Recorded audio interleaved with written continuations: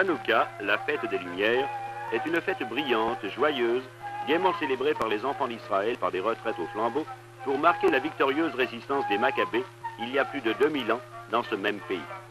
Elle fut couronnée par la purification du temple. La lampe sacrée fut allumée et la torche en est le symbole.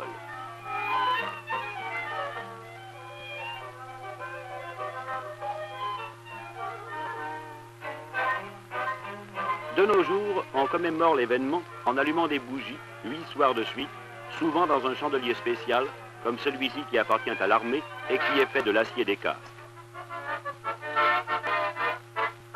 La fête donne lieu à de nombreuses réjouissances.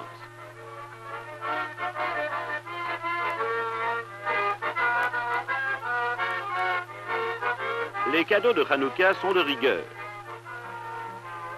La police joue un rôle désormais traditionnel, parcourant les villages de nouveaux immigrants et distribuant des cadeaux aux enfants nécessiteux. De nombreux cadeaux furent envoyés par les lecteurs d'un journal qui organise chaque année une campagne pour les étrennes de Hanouka aux enfants des nouveaux immigrants.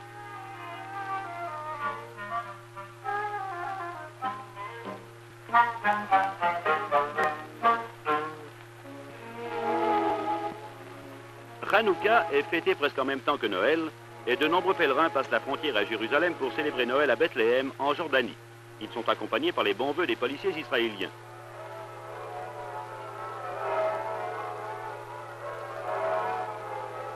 En Israël, la communauté chrétienne, pour la plupart arabe, se rassemble dans les nombreuses églises qui gardent ici vivante la présence du Christ.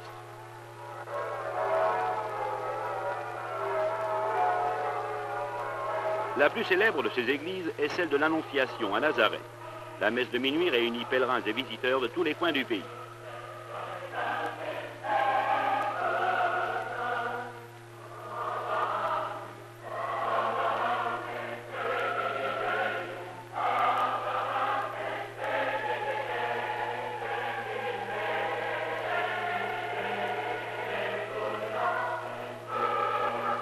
L'arbre de Noël est le centre de la fête familiale dans tous les foyers chrétiens.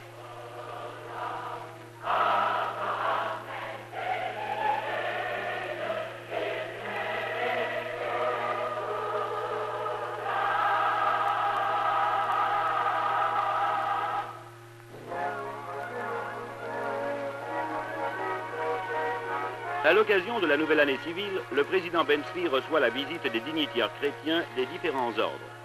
Des vœux sont également échangés pour le 10e anniversaire de l'État.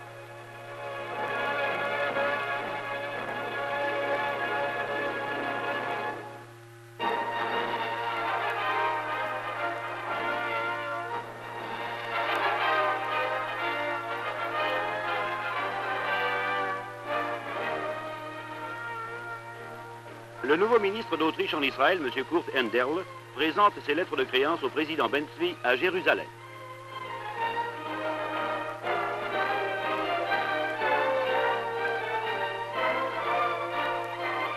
Lors d'une cérémonie similaire dans la capitale, le nouveau ministre du Japon, M. Nagashi, présente au président les documents l'accréditant.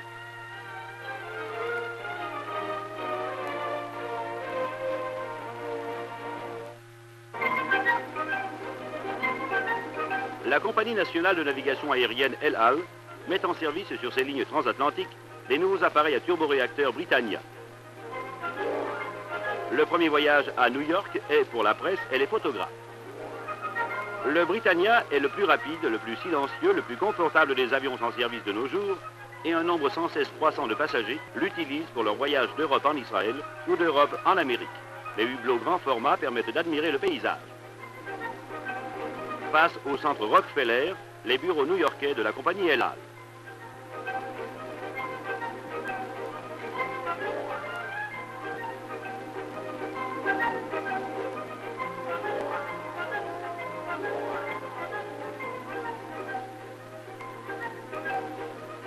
Au retour, l'équipage de El Al fait la traversée sans escale et établit un record mondial qui mérite certainement des fleurs.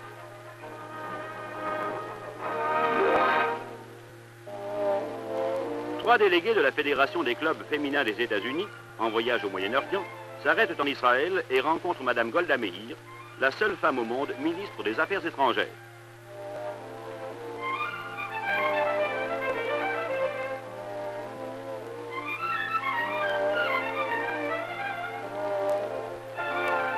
Un nouveau centre éducatif pour enfants de l'Alia des Jeunes a été inauguré ce mois à Bnei Brak. Il a été construit grâce au Fonds des femmes Mizrahi d'Afrique du Sud.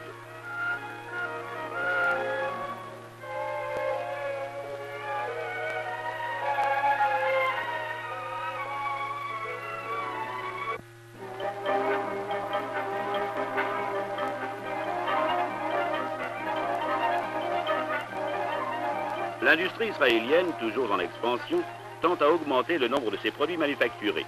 Tout récemment encore, les quelques appareils à air conditionné que l'on trouvait en Israël étaient importés. Désormais, ils sont fabriqués dans le pays, les pièces détachées sortent de machines perfectionnées et sont assemblées par des techniciens spécialisés. La plupart des appareils sont maintenant exportés et représentent un apport certain en devises étrangères.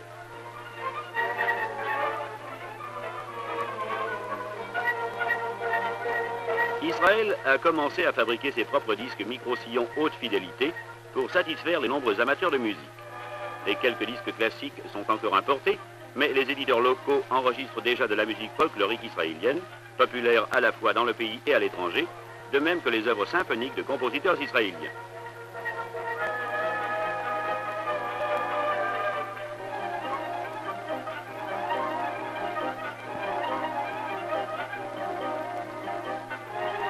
Le président de l'État et le ministre du Développement visitent les usines de phosphate du Negev.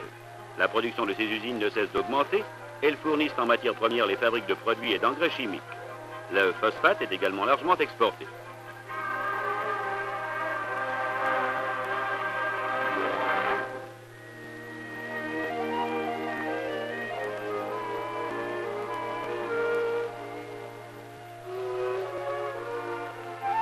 Ce mois, à Jérusalem, lors d'une session à la Knesset, le président Shrinsak accueille la délégation parlementaire brésilienne hôte du gouvernement.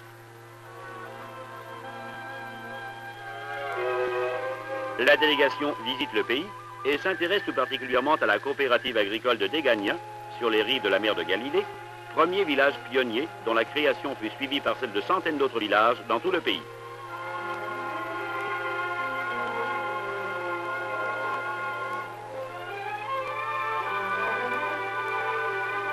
Les visiteurs s'entretiennent avec l'un des fondateurs, Yosef Baratz, qui leur explique que l'endroit n'était alors qu'un vaste marécage.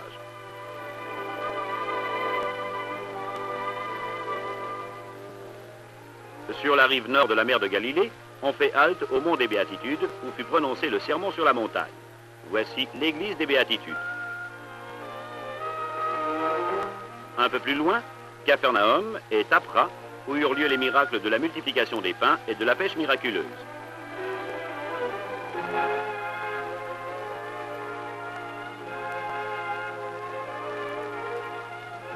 En Galilée occidentale, non loin de la Méditerranée, s'élève le château des Croisés Montfort, au milieu des collines verdoyantes. Ces ruines ne sont autres que les murs de la fameuse forteresse.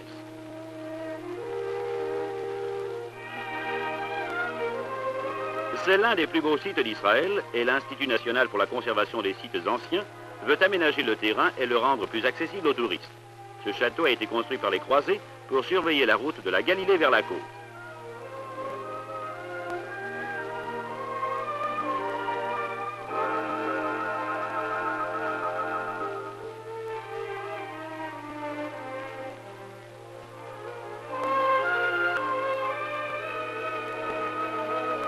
Un peu plus loin encore, à droite de la Méditerranée, voici Saint-Jean d'Acre, l'une des villes les plus pittoresques d'Israël et l'une des plus anciennes villes du monde. La ville nouvelle, à la population croissante, s'élève près des ruines fort bien conservées des Croisés. Saint-Jean d'Acre était le port principal des Croisés il y a de cela 9 siècles. On y trouve de belles mosquées, des citadelles et des auberges construites à l'époque ottomane. De nos jours, les ruines de l'ancien port servent d'abri aux pêcheurs à la ligne. La crypte de Saint-Jean d'Acre a donné son nom à la ville.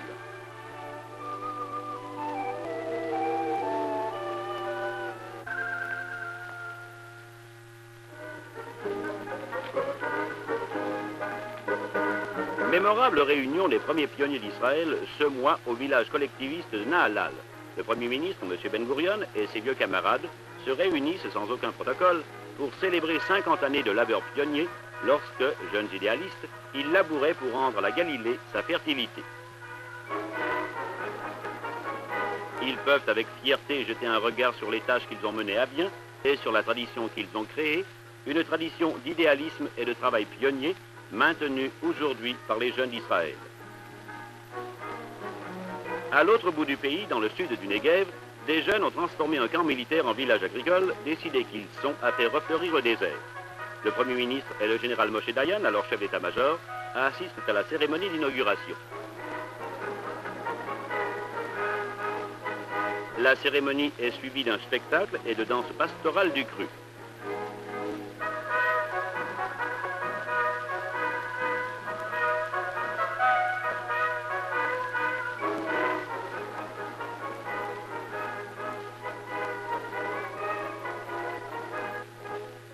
Quelque part dans le pays, un autre groupe de jeunes continue la grande tradition, fonde un nouveau village dans le désert et le fait refleurir.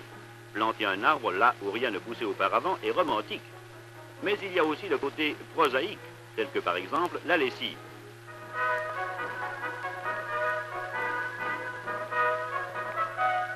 Le labeur des jeunes idéalistes fait changer le visage d'Israël.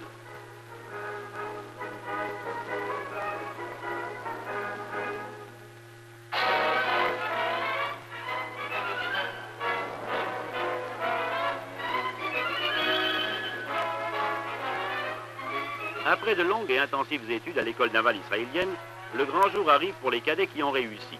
Ils vont être promus officiers de la marine israélienne. La cérémonie se déroule en présence des attachés militaires étrangers. Après le graissage, le nouvel officier de marine atteint le bord non pas par la passerelle, mais par cette méthode peu orthodoxe. Cela n'est pas aussi facile. Fin passionnante d'un cours passionnant.